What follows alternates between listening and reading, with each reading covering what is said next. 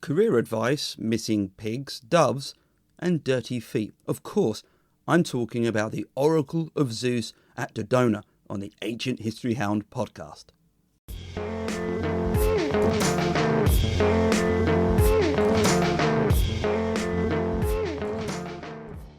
Hi, and welcome to the Ancient History Hound podcast. My name's Neil, and in this episode, I'm looking into the Oracle at Dodona. Trust me, you're going to want to listen to this one, mainly because the Oracle had a lot of very personal questions, which have survived and gives a great insight into what the average person was thinking and what they were worried about in ancient Greece. But before I get to them, I'm going to discuss the history of the sanctuary and how it changed over time. But yes, those questions, it's definitely worth waiting for them. Now, before I do that, a couple of quick points. All of the dates, unless otherwise specified, are BCE, and you'll be able to find a set of episode notes with a transcription of this episode on ancientblogger.com, and keep those reviews and ratings coming. I've had some crackers recently, so again, thanks for those. In an episode with questions as a theme, I'm going to begin by asking you one. Where do you think Dodona was or is? There's no judgment here. Prior to researching this podcast, I was aware of it and knew something about it, but putting a pin on the proverbial map was, well, pretty much beyond me. Naturally, there's a map of Dodona on the episode notes, but I'll try to describe it as best I can, so here you go. If you think of mainland Greece, you normally think of the southern part, the Peloponnese, with Sparta, Corinth and Olympia. To the northeast, you've got Athens, and going northwest, you've got Thebes and Delphi. And for many people, well, that's it. Even the recent Assassin's Creed Odyssey had focused the area around Delphi as the furthest west you could travel on the mainland. Dodona is in that part of Greece which, well, didn't get much attention in antiquity or in modern-day gaming. It's far to the west. In fact, it's closer to mainland Italy than it is Athens. The region it sits in was later termed Epirus, and nowadays it borders Albania to the north, with the Adriatic coastline on its western shore. The site itself is set in foothills and approximately 800 metres above sea level, and to the east of Mount Tamaros. Though we can now hopefully place Dodona on the map, it's harder to do so on a historical timeline. Exactly when Dodona was founded is left to speculation, possibly in the middle of the 3rd millennia, so around the time the Great Pyramid of Giza was being built. At the other end of the speculative sliding scale, a date of the early 2nd millennium is cited. Moving through the 2nd millennia finds that the site indicate a possible Mycenaean involvement with axe heads and spear points, and it's assumed that the original deity worshipped here was some form of mother goddess, with the oak tree, the one constant, acting as a focal point for it. After the 8th century, things change, with tripods, figurines of athletes, warriors and animals appearing along with the bronze jugs, and it's at this point, still in the archaic period, where Zeus is referred to as the main deity at the site, and we begin to have textual evidence surviving which gives us even more insight, and I'll pick up on that in a moment. The mother goddess hadn't been replaced, rather adopted into the form of Dione, the Titan who in one myth was the mother of Aphrodite. And again, before I go further, this isn't unusual. The story of that other great oracle, the one at Delphi, incorporated founding myths where Apollo takes over the site from a previous cult by defeating a dragon or a serpent there. When I pick up with the mythic backstory of Dodona, this theme, or reclaiming or taking over a site, will appear again. In the 5th century, or possibly the early 4th century, the first known building appears at the sanctuary. It wasn't a particularly overwhelming one. It was a naiskos, or small temple, measuring 4 metres by 6.5 metres, and it stood near the oak tree. A wall was built later in the 4th century enclosing the tree and the naiskos, and this was enlarged in the 3rd century. And it was in this century that the sanctuary saw drastic changes, and initially because of an individual you may have heard of, Pyrrhus. Here's someone who often flies under the radar. He was hailed as one of the great generals of antiquity and fought Rome in southern Italy and Carthage on Sicily. He was the first to introduce war elephants to the central Mediterranean. In fact, the Carthaginians picked up on the idea when fighting against him. In the early 3rd century, Pyrrhus oversaw renovations of the Temple of Zeus to something a bit more impressive there. He also added temples to Heracles, Themis and Aphrodite. And then there were administrative buildings as well as a theatre added.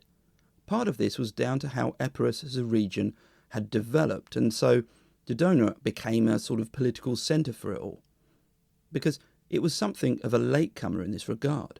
Where the other regions around Greece had city-states and started developing in that way, Epirus hadn't.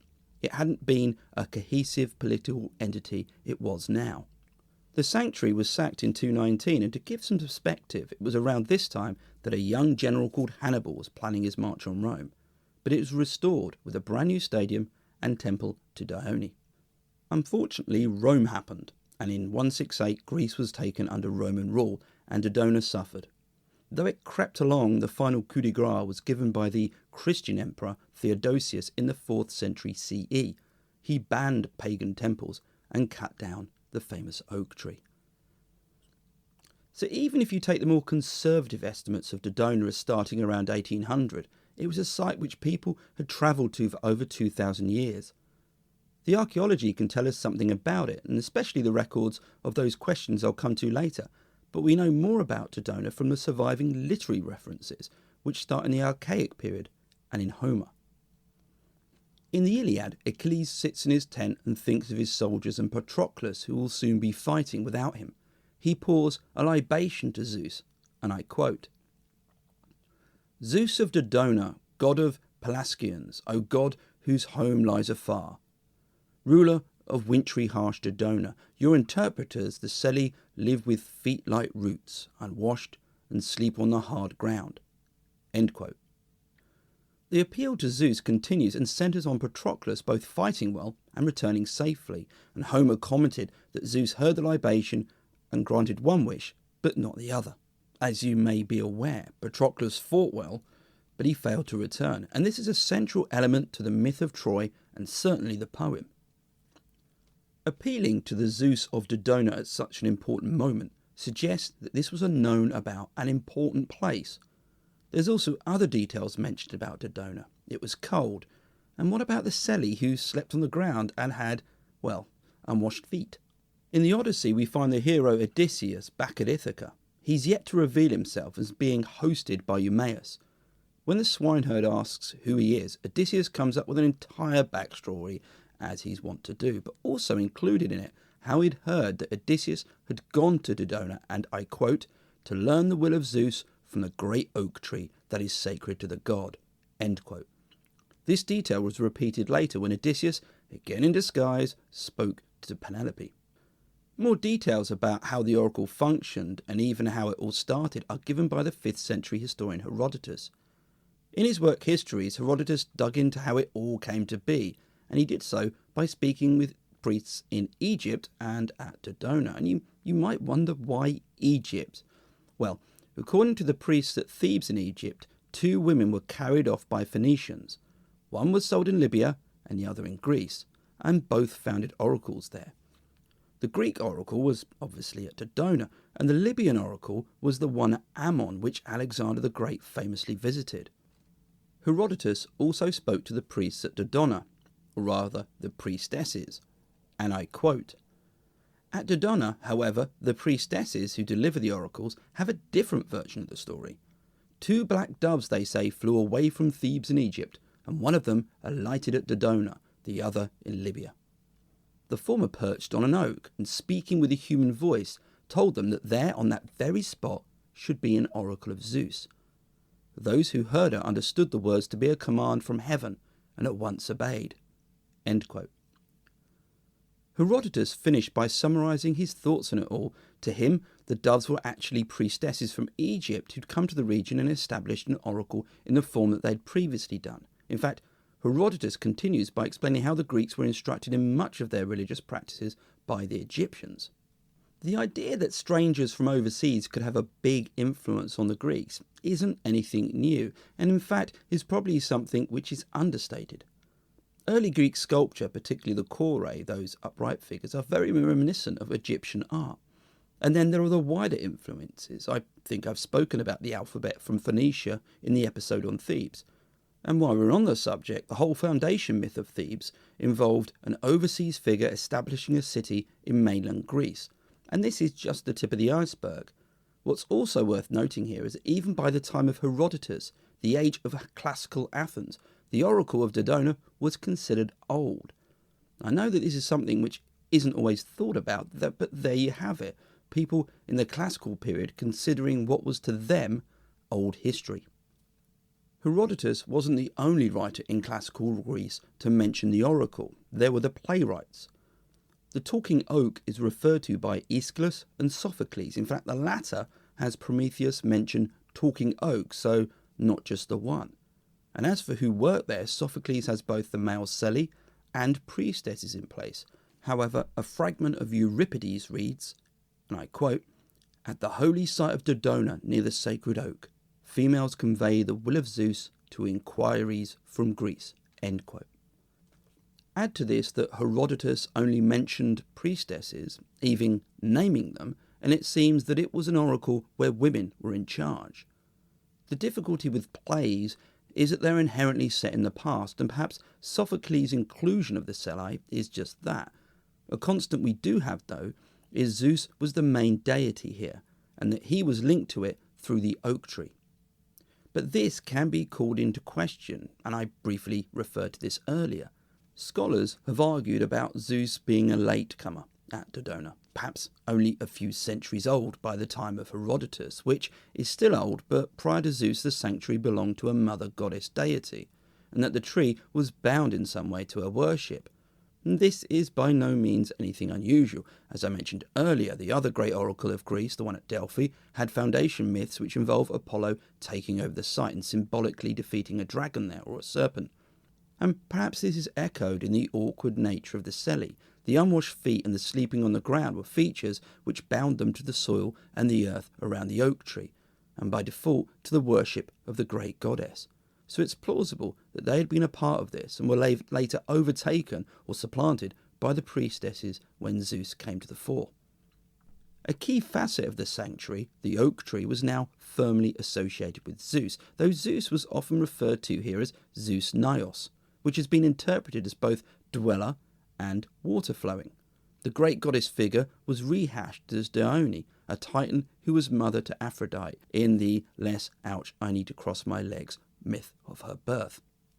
All of this speaks to the, and I do the air quotes thing here, religion of ancient Greece. And I use air quotes as the word religion conveys a number of elements which aren't present in how the ancient Greeks related to their gods.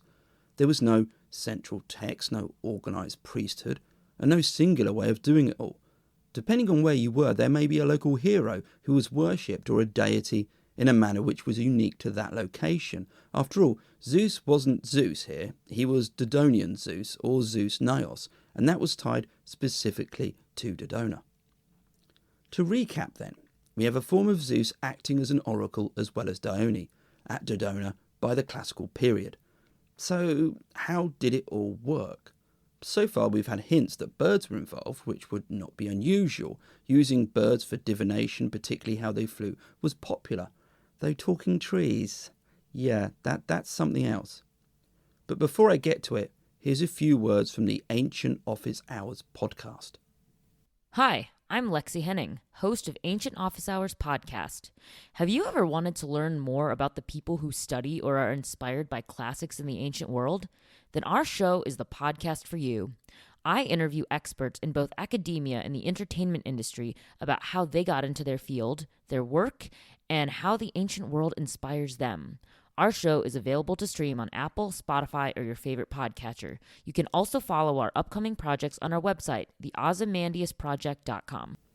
Thanks for that. By the way, you can find them at the ozymandiasproject.com website. It's definitely worth checking out. Okay, now back to that conversant oak tree.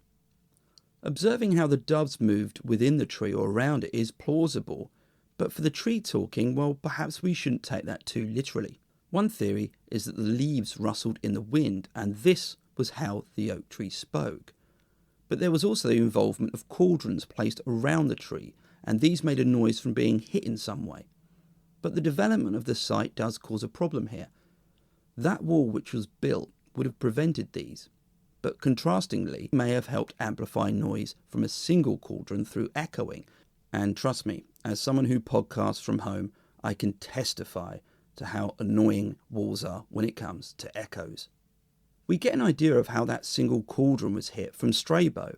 In the 1st century, he described a statue which stood above the cauldron, or what he described as a copper vessel. The statue was of a man holding a working whip. This was made of chains and had bones attached to it. When it struck the copper vessel, it made a sound, and Strabo added that you could count to 400 whilst the vessel chimed. However accurate this account was, there's nothing which completely describes the process and dates to the classical period and up to the 2nd century. It's possible that sounds and augury was used as well as other methods. It's just frustrating that we don't know more about how it all worked. But this is outweighed by what Dodona does tell us. From the 6th to the 2nd centuries, many thousands of people visited the site and asked questions. These were inscribed on small, thin sheets of lead and left at the site, and are often referred to as the tablets, though these weren't the big stone variety you might be thinking of. Currently, we have just over 4,000 of them, though the majority are either ineligible or contain too few words to make out anything substantial from them. These lead sheets or tablets offer us that rare opportunity. As you'll hear, they give us an idea of what was bugging people in ancient Greece, and even when we don't have the question, there are still things we can learn, such as a particular spelling of a word, which might indicate the area of Greece that person came from. So I'm going to finish up by taking you through some, from the wider themes to the specifics, and elaborating on how the question and answer process might have worked. I need to give a special call out to the work done on this, and in my reading list you'll want to head to the pieces cited by Katsadmia, Cheniotis and Laius in the episode notes reading list section.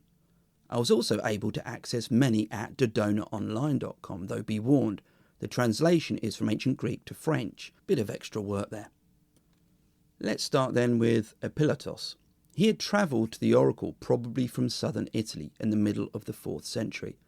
His question was actually a few bundled together, and I'll read it just so you know the tablet did include an error which I've kept in, just in case you wonder. God and good fortune. Ephialtos asked Zeus, Nios and Dodona by doing what, and offering to whom of the gods he would succeed in life. Also, whether I should perform the trade in which I was educated or start something different. Whether I shall shine in whatever he attempts to do, and whether I should take Phainomena as my wife or another woman, and whether I should take a wife or remain as I am. End quote. The questions asked here are a good thematic aggregations of the common ones asked. Let's take the career advice he's after. This appears a number of times. For example, should someone change careers and become a horse breeder? And what about when I pay off my debts? Should I stop being a butcher? Specific commercial questions come into play. Around 375, a trader wanted to know if he should sell wine in Carthage. Another, if he should get into the copper market. Personal financial queries might relate to lending money or investing in a house. Failing that, giving it all up and trying something very new. Perhaps this challenges the idea that people were static in their careers in ancient Greece. The small insight we get from Dodona suggests that people are at least thinking of making big changes in their lives. A standout example is a tablet dating to the early 3rd century, which asks Zeus, Nios and Dione whether it's a good idea to join Pyrrhon campaign. Perhaps this person went on to fight in Italy and Sicily, or perhaps he didn't. And then there's the personal, let's call it, relationship advice. Tied up along with career uncertainty, it seems that Ephialtos had incorporated the narrative outline of many a rom-com and TV series. Ephialtos in Paris. It doesn't particularly track well, does it? Concerns over relationships were often allied to an overarching theme. Will my marriage lead to children? And it wasn't just men asking about this. Take Clunica. She asked if she'd be able to have children from another husband, and she wasn't alone. Plorata asked whether or not she should have intercourse with Plator, son of Carpon, in order to secure children for herself. You might be surprised that women were asking questions, but religious observance, which is, after all, what this was, often gave women a space where they could act on their own, or at least give them some agency. Aristonica, Aristobia, Eugaria, Euretia, Phaenomena, Gorgo, Clearetta, Lampito, Nicea, Pelopis, Phaen, Philantha, Sophia, and Vala all consulted the oracle, as their names are present on the tablets, but we sadly don't know what they were asking. The topic of children was popular, as you might expect, and it wasn't always whether you might become a parent. It could also be who was the parent. Take these two instances, which I'll read out. Does the child belong to Alexander, son of Neoptolemus? And also, Lysanias asks Zeus, Nios, and Dione whether the child Anilla bears is not his. Another query gives a further slant on who the daddy was. One tablet asked whether the child that Tata is carrying is from Amphinous, and it's been argued that Tata was actually a slave. We have a tablet which seeks to understand the best course of action on the other side of a scenario where a man had gotten a slave pregnant. The slave in question is named as Corydalla, and the clarification needed is whether he, presumably the father, will succeed in buying them. Presumably the children as well as Corydalla were the property of another man, and perhaps in this scenario the idea was to buy her and the children and possibly free them. I hope so. On the subject of slaves, one tablet is quite touching.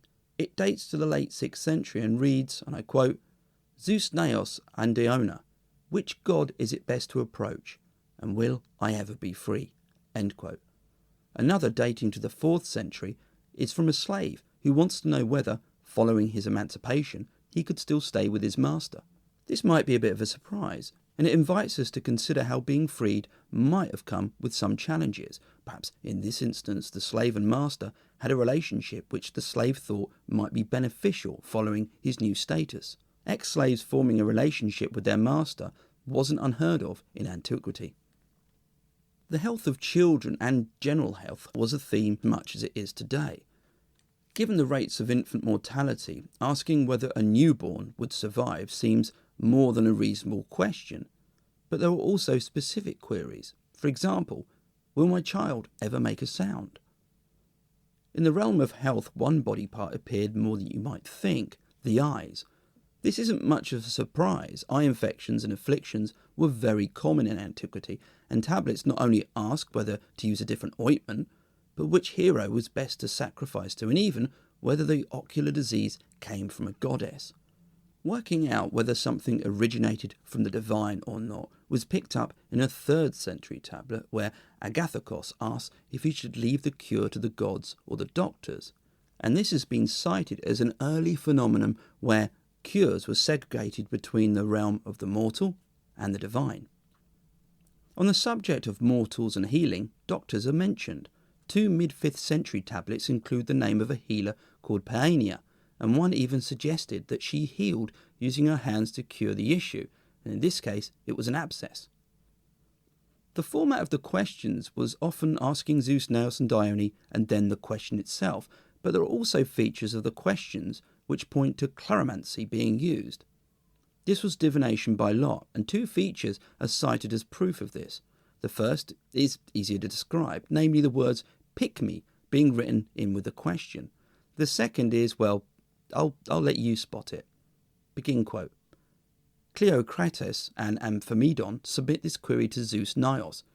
Did Sindon not steal the flowers? End quote. Now, you might expect the question to be, did Sindon steal the flowers, rather than not steal the flowers? And it's argued that this was due to both versions of the question being submitted, with the hope that one was chosen to be answered. We don't know whether Sindon was indeed the flower thief, but here are some more general questions, and I reckon there's a few which resonate today. I won't do the begin end quote thing, I'll just read them as a list. God, good fortune, is Philotis the rightful owner of the iron objects? Does Aegeas share knowledge concerning the bowl of Poseidon? Melantus, did he steal the money? About the wheat that disappeared, did someone steal it? Did he use a magical potion against my offspring, or against my wife, or against me, from Lyson? Were Mirian and Euthydemus and, name unclear, privy to the theft of the pigs committed by Caranos? Did Dorkylos steal the garment? Will I be happy living with Asandros? Do I have to return the money to Nicias in the present circumstances? God, good fortune. About our brother, is there something else shameful coming? There's a lot of confidential content here, or at least stuff you might not want people to hear being asked. Well, there's an argument which I think is a brilliant insight into this. It works on the premise that many tablets were folded and had a single name or mark on them. We might imagine the priestess pulling out a tablet, calling out the mark, rather than reading the question aloud, and giving the answer. And on the topic of answers, a few have survived. Here are some. Again, I'll read them as a list. You are not pure. It is better to wait. You will be saved. He will be able. Not safe. And, yes, it's possible. This sounds a bit more like a politician's answer than a priestess's, but there you go. The tablets give us a wealth of information, and not just from what's written. Due to the nature of what survived and what was ever put down to survive in the first place, the thoughts of the average person aren't easy to find. Dodona is a curious mix. There's much we don't know, for example, the basic function of it all. True, we can speculate, but as yet there's not a great weight of evidence, and given the duration of the site, there was probably a changing method of divination which occurred over time. So any one of those ideas may have been right, and then it stopped and something else replaced it. But then there are the tablets, the slivers of lead which held the wishes and concerns of people who travelled there, from slaves, from women, and concerning a range of queries, many of which I think are variations of what we think about today. It's a very special thing. And there I'll leave it. Just remember to check out ancientblogger.com for the episode notes, transcription, and reading list of the works I've used in the research. If you can leave a review, please do. Until the next time, take care and keep safe.